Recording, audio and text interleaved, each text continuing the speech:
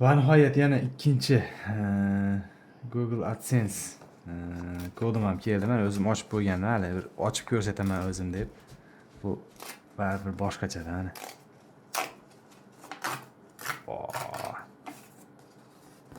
Bu xuddi bu konvert ichida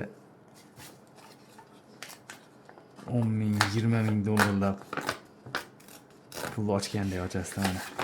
Keldi mana shu kod AdSense'dan. Endi buni biz nimaga kirgizamiz? Подтверждениеga kiritamiz. Hisobotlata. AdSense'ga kiramiz, uzr.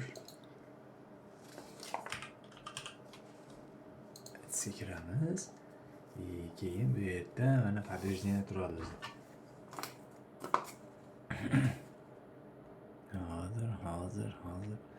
Uzrasizlar, hozir bizda so'zimizcha chata. Qaysi ekan bu? Boshqa ekan bu. Mana. Mana qarab turinglar. Mana, uni so'rab turib подтвердить adres deyapti. Kiramiz buni.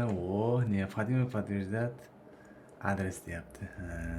Hozir mana sizlarga kirgizamiz mana. Mana shu kodimiz 315 409.